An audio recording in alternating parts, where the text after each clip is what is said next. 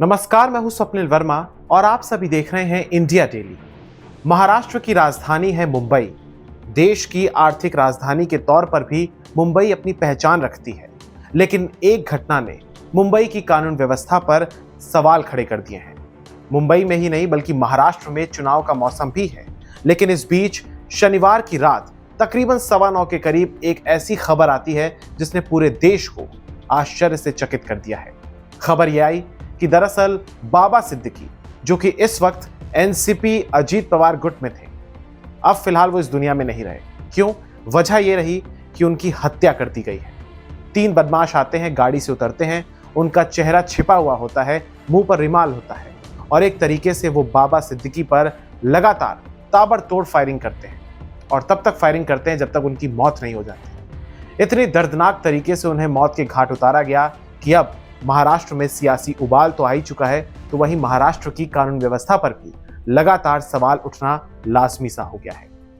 मैं आपको बताना चाहूंगा कि शनिवार की रात की घटना है, जब बाबा सिद्दीकी अपने बेटे जीशान सिद्दीकी के दफ्तर से बाहर निकले थे और उस समय यह बताया जा रहा है कि वो पटाखे भी फोड़ रहे थे। इसी बीच एक कार आती है, कार से 3 बदमाश उतरते हैं और तीनों बदमाश जिनका चेहरा छिपा हुआ होता है रुमाल से, वो उन पर फायरिंग कर देते हैं। इसके बाद एकनाथ शिंदे, जो कि महाराष्ट्र के मुख्यमंत्री हैं, जैसे ही वो घटना का संज्ञान लेते हैं, वो भी ट्वीट करके ये जानकारी देते हैं कि जो 3 हमलावर थे उनमें से 2 को पकड़ लिया गया है, जबकि एक फरार है और उसकी तलाश जारी है। क्राइम ब्रांच के पास ये जांच पहुंच चुकी है।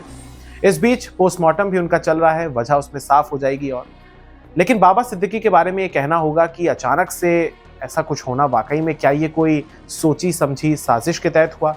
क्या महाराष्ट्र का माहौल बिगाड़ने की कोई साजिश है, या फिर क्योंकि चुनाव है तो क्या चुनावी रंजिश के तहत हुआ?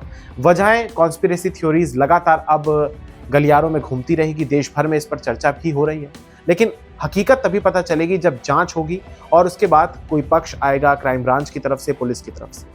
लेकिन यहाँ पर एक चीज़ मैं आपको बताना चाहूँगा कि जैसे ही ये खबर आई तो उसके बाद से जो महाराष्ट्र में बड़े बड़े नेता हैं, चाहे डिप्टी सीएम देवेंद्र फडणवीस हों या फिर अजीत पवार खुद हों, तमाम लोग एक तरीके से सूचनाएं ले रहे हैं। देवेंद्र फडणवीस तो पहुंचे भी वहां पर, कई सेलेब्स भी वहां पर पहुंचे। और बाबा सिद्दीकी के बारे में मैं आपको बताना चाहूंगा कि एक बात बड़ी लोकप्रिय थी, चर्चित थी, काफी चर्चित नेता थे महाराष्ट्र के।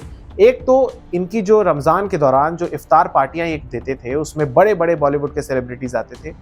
कहा जाता है कि सलमान खान और शाहरुख खान के बीच जो वर्ष 2008 में एक झगड़ा हो गया था एक पार्टी में, उसमें दोनों सुपरस्टार्स के बीच जो सुलह कराने की बात थी, वो भी एक तरीके से उसमें मध्यस्थता यहाँ पर बाबा सिद्दीकी के नाम पर ही श्रेय उनको जाता है कि उन्होंने ही दोनों के बीच जो मनमुटाव था उसे दूर कराया था।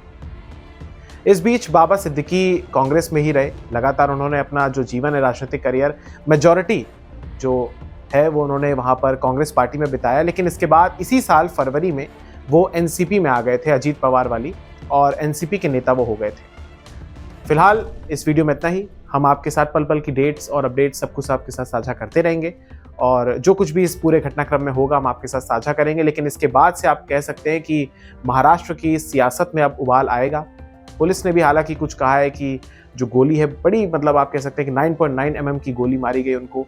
घटनास्थल पर अब चीज़ें वहाँ पर जाकर जाँच जारी है, पुलिस भी अपनी तफ्तीश में जुटी है। देखते हैं इसमें क्या कुछ चौंकाने वाले चीज़ें सामने आती हैं।